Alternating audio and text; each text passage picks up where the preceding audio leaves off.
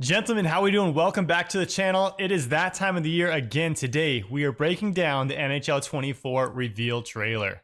This trailer has me pumped for NHL 24, and today we're going to look at some of the features in the trailer that focus on Hockey Ultimate Team and some of the stuff that I'm most excited for. So in this video, we're going to kind of go in order of what they show on the reveal trailer. So first off, they start with crossplay being into the game. That doesn't really affect us here on HUT because that was already a thing, but it is cool to see they added that to World of Chell as well. The first big feature that's going to really affect Hockey Ultimate Team is the new exhaust engine. In this new engine, there's going to be a sustained pressure system and a goalie fatigue system. So essentially, if you have the puck in your offensive zone for 30 seconds, your players are going to start having a boost with skating, passing, shooting, and at the same time, the enemy's or the opponent's goalie is going to start playing worse. And they showed a few times in the trailer where the goalie starts kind of just flailing around on the ice without the ability to get back up and make saves very quickly. Now, based on some feedback from people who have actually played the games and other content creators, it does seem like you can't just puck rag in the offensive zone and hold on to it with one guy going kind of back and forth. You actually have to attack the net a bit, and that's what's going to make that pressure circle in that center ice fill up a little bit faster as opposed to just holding onto the puck without actually attempting to score. In my opinion, I feel like this is a good new addition. It's going to be hard to tell. At the very least, it's something new, it's something different, which is going to make the game feel a bit different. And I feel like this really highlights what the devs are trying to do with taking a look at our feedback as a community and trying new things. In particular, this is trying to address all those games where it feels like you're dominating the time on attack, but somehow still losing. And personally, I know that's very frustrating when that happens to me. So the fact that they're actually trying something to change that is very intriguing and gets me pretty excited to play this new game. And with this new pressure system, it seems like, at least in my opinion, that it's going to force people to start playing a little bit more aggressive in the defensive zone as opposed to just sitting right in front of their goalie, which I think is positive. Now with this, and just like everything else I'm going to talk about in this video, it's going to be a very much wait and see approach. Once everyone is playing the game after a few weeks, people are going to start figuring out the meta, and we're going to really have a much better idea of if this is actually a good new feature or not. But for the time being, I am cautiously optimistic about this new feature. Now this change leads us into something that actually was not in the trailer at all, but we do have a bit of feedback from the content creators who have played an early build of this game. And we now know that the turn your butt to the goalie meta of the past few NHL games is totally dead in NHL 24. They took out the ability to squeeze LT or LR, whatever it is on PlayStation, to protect the puck while turning the butt essentially towards the goalie and back skating it in. That's no longer going to be a thing. That just doesn't happen in NHL 24, which I know some people are going to love, some people might not like.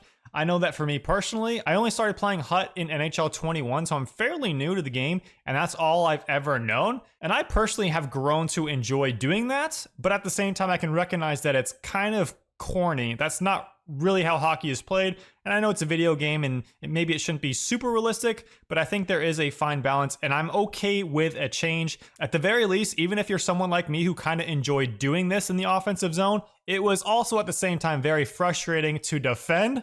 So again, I'm okay with the change. And the last thing here on this new exhaust engine feature is they did add a way to just chip the puck out of the zone. And this new exhaust engine timer does reset as soon as that puck gets out of the zone. So as soon as that puck crosses the blue line, everything resets and you're back to an even playing field. Next up, they did talk about goalies a little bit when they talked about the goalie fatigue system. It does seem like they added some new goalie animations, and feedback from people who have played the game say that the glitch wrap is gone, which is great, but there's still some like short side glitch goals that go in. Overall, the goalies seem to be a little bit different than NHL 23, or maybe even a lot different. We will find out here when the technical test starts in a few days. So I'll have a reaction video after that is done as well. I'm planning on playing that technical test a ton. As long as I can get in right away, I'm going to be playing it all week, and I'll have a kind of a recap video with my thoughts. So stay tuned for that. The next big feature they talked about is the new hitting mechanics. So now it seems like there is 3 different ways of hitting. There is the hip check, which seems to be actually more effective in this game and is actually easy to do, or I should say easier to do. And then there's a push or a shove, which is just flicking up on the right stick. Or you can actually go for a big hit, which is kind of like doing a slap shot. You got to pull one direction and then hit up on the right stick. So I feel like this is going to be a good new change. Again, we'll have to wait and see, but I'm optimistic that it's going to add a little bit more of a skill gap to becoming very good at hitting and timing your hits. It does, obviously, if you miss your hit, it's going to throw you way out of position. And then making a big hit really knocks your opponent down for a long time. I know that did happen a bit in NHL 23. They've said something in the trailer that was like, made it seem like it's a new feature, but you know, that happens in NHL 23 as well. So we'll kind of see how balanced that is. But again, a new, different way of making hits is, at the very least, going to be interesting to try to learn, and it'll feel different. So with the new hitting, they also made a new kind of reverse hit system. It sounds like you can just kind of press A with the puck, and instead of protecting the puck, now you brace for a reverse hit. I really don't know what to think about this. Again, change is cool, but I don't love the idea. We're going to have to wait and see how it works. Again, that technical test is going to tell us a lot, I feel. And the last little thing they showed with hitting is the new hitting guys into the benches, which is kind of cool, and the new ability to break glass. Supposedly, neither one of these features like happen too often, but I'm a little concerned with, you know, someone getting a hit and it just happens to break the glass and it takes away like a 2-on-1 scoring opportunity. If that doesn't happen, then cool. If that does happen, then, you know, I don't necessarily want that in a 1v1 competitive HUT setting, but, you know, cool feature as long as that's not the case. Next up, they started talking about the new deke system. They're calling it the total control skill moves. This is the biggest question mark in my opinion. I feel like I just got used to the skill stick and just got used to really mastering it. And it feels really rewarding hitting some like Datsuk dekes on a breakaway or one-handed tucks on a breakaway. That is really rewarding. And I'm a little skeptical of how this new control system is going to work. If you're not aware, basically you can tap A, X, Y, B, and it does various moves, with the Michigan being one of them. If you're behind the net, you tap Y on Xbox, your guy will literally go for a Michigan and you don't have to do anything else. Now, apparently it is not necessarily easy to score when you do that.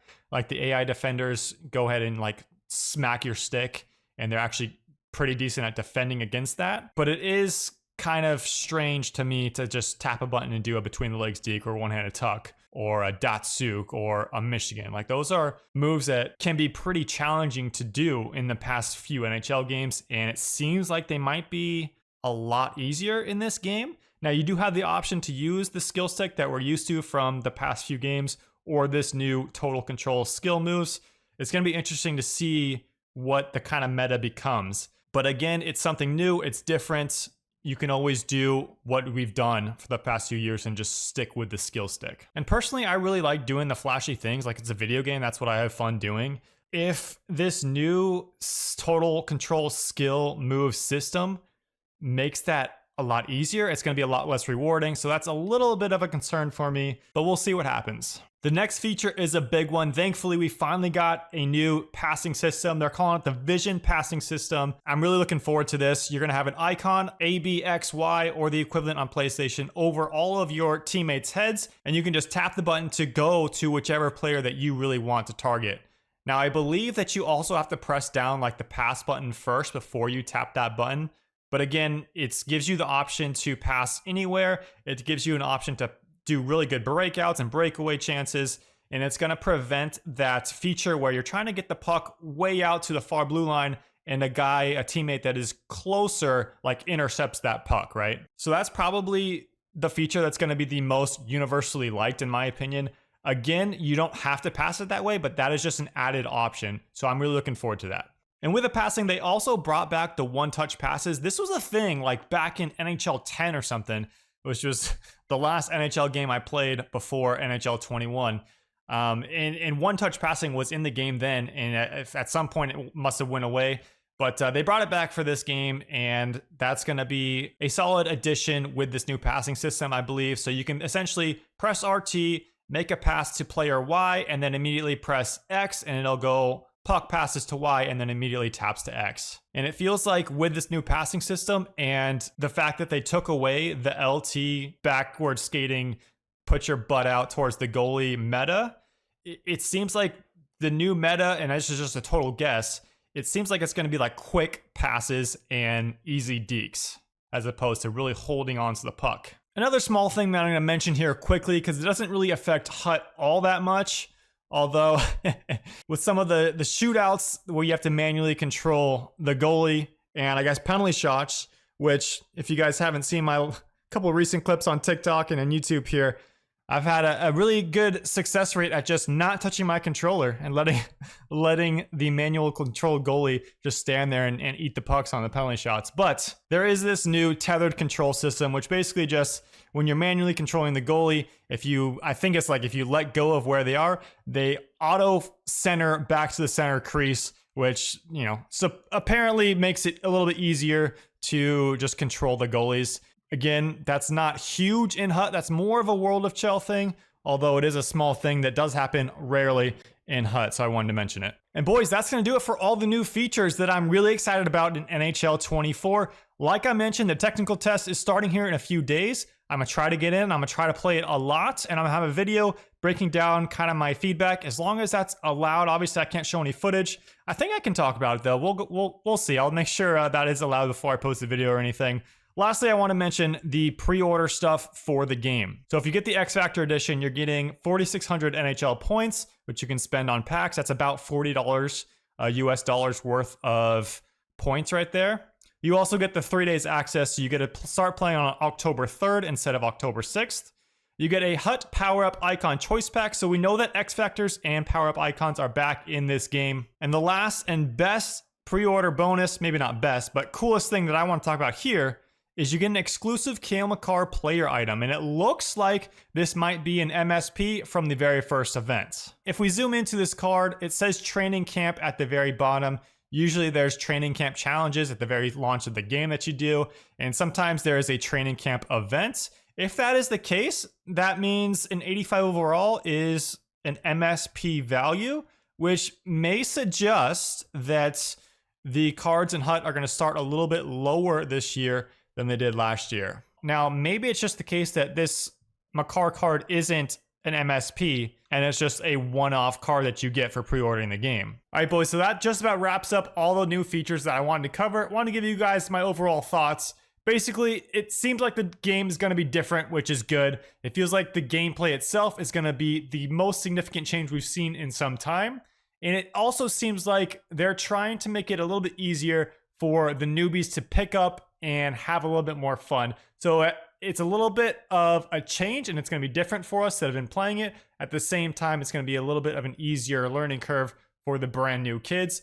So it's an interesting take. I'm very excited just at the fact that they have purposely and proactively addressed some of the issues, some of the biggest issues in my mind that the community had. Not all of them, obviously. I'm sure there's one that you thought of that we haven't seen anything mentioned on, but they have addressed a few of the big ones, and that is very promising to me. And boys, that's going to do it for today. If you're still watching, I appreciate you. Please drop a like if you enjoyed. Lots more NHL 24 content on the way, and I'll be wrapping up some of my NHL 23 series here in the next few weeks as well. Follow the stream, follow the TikTok, subscribe if you're new. I appreciate you. Thanks for watching. I'll see you in the next one.